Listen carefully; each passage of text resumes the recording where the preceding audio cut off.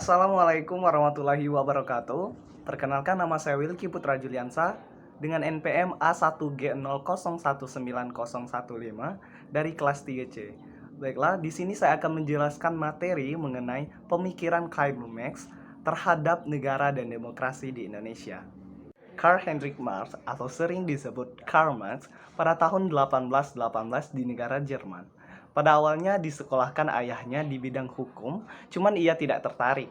Ia lebih tertarik di bidang sastra. Ketika Karl Marx pindah ke Paris, ia bertemu tokoh-tokoh sosialis Paris. Sebenarnya, Marx tidak secara jelas mendefinisikan konsep kelas, tetapi dia lebih kepada memaparkan situasi dan kondisi yang terjadi pada masa tersebut.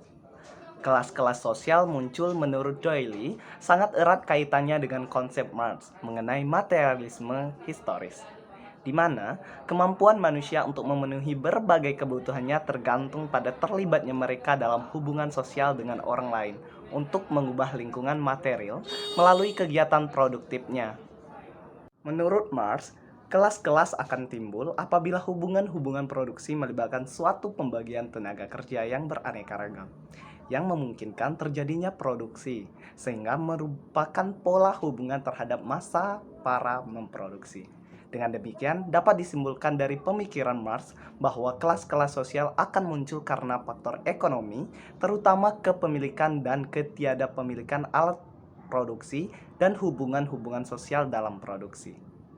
Kutipan dari The Communist Manifesto di pendahuluan dengan jelas menegaskan model dua kelas dalam masyarakat.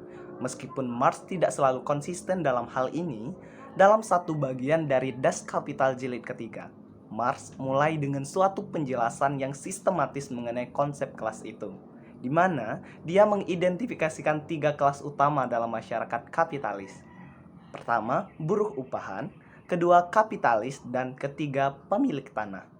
Marx menganalisis dalam karyanya Class Struggle in France yang dikutip oleh Lévi-Strauss. Di situ Marx mengelompokkan masyarakat ke dalam 7 kelas yang berbeda-beda, yaitu Borgius permodal, Borgius industri, pedagang, Borgius kecil, petani, kaum protelar, protelar yang tidak laku. Setelah terbentuknya kelas-kelas pada masyarakat kapitalis, maka akan muncul kesadaran kelas mengenai kepentingan kelas-kelas mereka.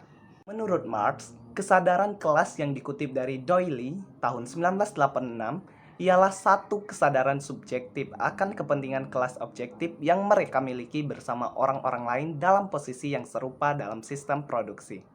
Menurut Marx, seperti yang dilansir oleh Giddens tahun 1986, bahwa kesadaran itu berakar pada praksis manusia, yang pada gilirannya bersifat sosial. Sehingga, dapat dikatakan bahwa bukan kesadaran yang menentukan eksistensi orang, tetapi sebaliknya. Kehidupan sosial merekalah yang menentukan kesadaran mereka. Pengaruh ideologi sangat berhubungan dengan kesadaran kelas, karena pengaruh ideologi dapat mengakibatkan kurangnya kesadaran penuh akan kepentingan-kepentingan kelasnya, sehingga menimbulkan kesadaran palsu. Baik, terima kasih. Itu saja penjelasan dari saya. Saya akhiri. Wassalamualaikum warahmatullahi wabarakatuh.